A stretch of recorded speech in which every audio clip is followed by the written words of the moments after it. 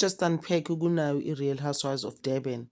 I don't understand, guys, ukuthi like 3 weeks now kulwela nje indaba ka-Precious and her business and how she treats ama-employees akhe.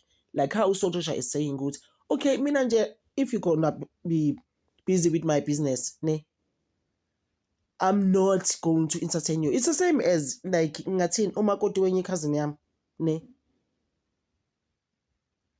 lo muntu lo, what, oh yeah, so into YouTube, yeah, so you gossip about people there, so you gossip basically. Guys, like if you're gonna be trashing my work, ngeke sizozwana.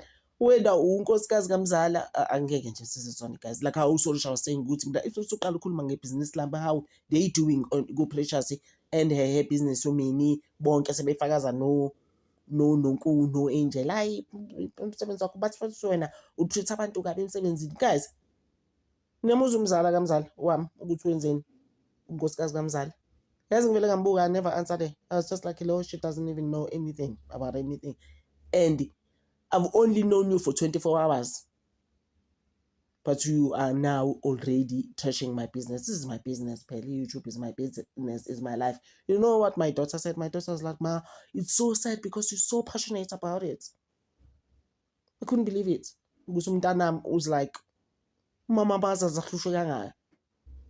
I told my child, I was just like, ayibonanga phela u-auntie ngiqeda ukummeet 24 hours later usethi kumina, oh yeah, so yeah, I gossip her. Gossip ngabantu. So basically, like, even in real life, gossip sisters. I was just like, really, sis? Ukhuluma ngani? I just looked at her. I looked at her. I was like, wow. Wow, you don't even know me like that. 24 hours on us when I go Gamzal. But already you're making decisions about me and then telling me off who I am without my consent. Wenzani? And mina, I've said it in this channel, especially. I don't like that. I mean, who I am without my consent. Next thing. I was like, I promise you guys, I just looked at her. Guys, ngiphendule next thing vele ngathaza into yozenzela i-decision yakhe iyaphi leyo nto leyo. I was just saying, hi guys, anobukela amandla nkosami ama-channel ami way-4 bandla nkosi yami. Like how do we always say here on YouTube futhi ukuthi lalela your YouTube channel musu lokulu thatha abalink akho unikeze family. Those people don't care. Ngazi ukuthi ngayichaza kanjani. And it's fine. It's not a problem. Bengibaxoxela nje. And this is my hustle. So my child is like, that's not nice. And it's so crazy how you're passionate about your videos. Oh, also Risha did explain. It's like, guys, if you're coming for my business, get this one. Yeah, I'm fun was actually utu ban. Like on a serious note. And then no Angel, she's still on the tip for to go back his name. Precious in her business, and then she's like, I even have proof, I have receipts of you and your staff, and that whole thing you go to battery. I'm just like, guys, they must just let it go now. In the business la Precious, it's so tiring and exhausting. And with Angel now trashing Precious Kanjena and that whole thing you go to also Angel umngani kamini phela ungakhohlwa, so kusho most of the information obviously uthathe kumina ngoba umini who has been going on what no bakhe ngapha, like it's so crazy, guys. Are we not tired? 3 weeks on you are still speaking about the same thing. You can't be serious. And ungakhohlwa ukuthi after Precious had a fallout to Nini, actually she was now recruiting Angel to do her thing and maybe like advertise it on Instagram, like how Minnie was doing for Precious. And then Angel now is just changing on Jingo Jolly Swing. Precious, she's like, hey, mina business lako ingacacile in guys. Speaking in laptop busy trashing people's businesses. Who even does that? You know there were people Boma 2023 who were still bekhuluma kabi YouTube. Athi mntana wenza YouTube inyo le. Thina mina ngiqale YouTube 3 years ago. Ngisebenza. 9 to 5 nansi namanje sangimele ngiyawenza kodwa YouTube. It's 5:30 manje njengoba ngibona ngenza le video. I have to go to work. Ngenza le Real Housewives. Ntambama afanele ngiyifake. When you are busy ungitshela nje ukuthi please wena like I'm saying ukuthi khona abantu bebekhuluma ngabe YouTube la ngabo 2023. Ndama ngithi futhi ngisaqala ngoba mina ngiqale 2021 the other channel. Actually 2022, yeah. The other channel it hasn't even paid me. Kodwa twice a week without fail, Monday and Thursdays ngiyafaka i-video without fail. Pamela Make Wealth and Lifestyle. The channel, that's what it's called. The impilo yami yonke, from cooking to everything that I do every day. Yeah, but nje ayikakakhulu leyo channel. The channels that have been quick, it's this one. Inju's Kalo was actually the quickest because it was umntwana what's the tea siyahlaziya. That's how it grew fast, you know. So I was still saying ukuthi ke Angel usamjikela kusisi. Usithi hey nguleli wena. Cabanga guys Precious wabantu. And but she spoke for herself. Precious when one of the twins came employee ka Precious obona ukuthi nayo ngathi thengiwe. I'm just like now is into zakazwakali. Precious just spoke to you. And then you left Precious and came back. You've been working for Precious for like 6-7 years. What are you even saying, even you? Trying to ukhulumela Precious who has been abantu bathi she's been hlukumezering the ngiza ngikwazi ukusebenzisa lelinye igama njengoba ngitshela guys uwayithi awumazi wena hlukumezering the staff employees wakhe manje usufika usukhuluma into engazwakali sisi azothi Precious so you don't believe me oh sisters ngeke phela guys uzongifasa ukuthi ngibelieve ukuthi usihlenge employee yakho ekhulumayo ukuthi wena avu nice no ungathengwa nje for 5 minutes ukhuluma ukuthi your boss is nice. And another thing guys, my thing is that even if she's that good Precious or she's not that good in the business, she doesn't have to defend herself every time. Abona mina ngithi umzali unkosikazi amzali uthe seqala trashing my YouTube channels. Ngathi longe ngimphendule lo. She doesn't even understand what's going on here. Ngamiyekela. Uyibo lonto. So mina my thing is that Precious doesn't have to defend herself. Kanje guys uzoshaya amatafula ukhale ufuna ngikhalisa. Mina never. Mina abantu babethi okay if they were saying ukuthi she's treating employees gabi, I'll just be like okay whatever. Kumana lonto guys ngeke ukwazi guys. This is also I was like hi guys. If you're coming from my business mean uzongibona ke. Because my thing is that you cannot justify yourself every time. Precious is trying to justify herself. I'm good. I'm the best in the business of hair. Guys, please, you don't have to do that to yourself. Don't justify yourself. Go with people that are going with you. I mean, that's just my thing. It's as simple as that. And you know, Bangitu, where you stand when. Don't enable people to trash you. Goba maybe bezana no mini on the side uvumela izinto. She's calling other things ezizomxaka naye. And uxakekile as it is now manje Precious.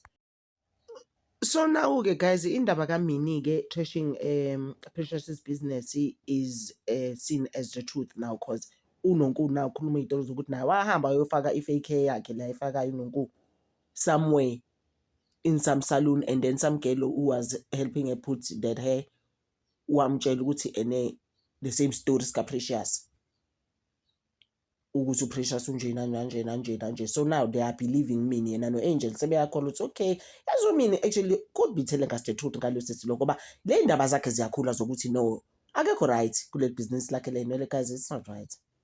I just feel ukuthi we need to leave this story man sesengikhathasa. And nakhona Precious needs to stop trying to prove herself ngale business like I said ukuthi why is she justifying herself? She must just let it go now. And put it to rest. Ezokwazi ukuqhubeka nempilo yakhe ngoba abantu ba busy day trashing. I mean I will never allow that. Ukuthi abantu trashing my business like how I was telling you about unkosikazi kamzala. Episode ekhuluma YouTube gabi ngathi wena leave me. Hey kambuka actually lamuntu mina ngaze ngiphendule. uNonku naye futhi launched her book ne. Sorry Shana, I was busy throwing shade. Guys, abantu abazenzela into zabo. Don't throw shade, guys. Ngoba we don't throw shade on you. You want a lot like. Sorry Shana, I was on here now. During the launch ne uFafa no Angel ne babiza the other ladies on the side babatshela ukuthi we are planning a trip for you guys. I was just like ngiqalile. And on someone else's event, ubizana nabantu on the side. That's just so rude. I was just like, this is crazy. Like, why would you do that to Angel Ben of Fafa? I know we're having a trip. We're planning a trip, guys. Who even does that? You know that Fafa is a Low's friend, right? Yeah. So uyababiza ubiza uFafa, uFafa ubiza uNonku. Kanye no Low uthi la land for the sake of the trip ngicela nizwane indina about two guys like gogo abangaka. Omama abadala kangaka olukubhizi uthi fanele bazwane at the trip. Uthi please ngiyabona noba two you need to get along before this trip. Please ngisizini. Imagine. And nakhona uyabhora uFafa if she's doing that because thina sifuna drama phela. Asifuna kubhoreka thina, we need that drama actually. So phelelwa izinto esizokhuluma ngazo if we don't have the drama. Usorisha did mention ukuthi she'll walk out the door if uqala ukukhuluma ngebusiness like, but then again uSorisha is the same person oke wasixoxela shame like she was just saying also ukuthi ama employees mangabe ngekho hipha uhamba. I think when it started Real Housewives of Durban, actually a week before it started, I think it was maybe in Feb or so, like weeks before it started, not a week, weeks. There's some article that came out ukuthi you know what, ngendlela abanemali ngayo noVivo, and they don't treat their employees like trash anyways. There's never been a story of them. Uthi nje sometimes they just give them bonuses in the middle of nowhere. Babalahlele nje ngemali bathi bambani. Just to be nice, you know. So she's that person. But she's just like, if you come for her, she'll walk out. Business like I'm the same. You say, mina ngifuna ukukhuluma into ongazazi. Yabona njengonkosikazi kaMzali uzula isitori sakho nkosikazi kaMzali busy ekhuluma ngabe nge-YouTube. Like I'm just like, please concentrate on your things, sis. This is why yabona umfundisi uthena ngithi ngichazile kwenye video ne. Umfundisi uthe uma umuntu futhi kwesinye isikhathi actually concentrate amakokoroshe akho asendlini. Please concentrate amakokoroshe asendlini. Uyeke lamakokoroshe asemzini abantu. I was just like busy with my cockroaches angeke. And then uSorisha ke no Uncle Viv bahambe bayobonisa izingane ama penthouse akhe. Guys, you know what me? I've never had a problem with imali kaSorisha no Viv. Ngoba it's passive money, it's real money, it's old money. Not umlilo wamaphepha wamanje. Please, imali leyana penthouses guys for teenagers. Are you like serious right now?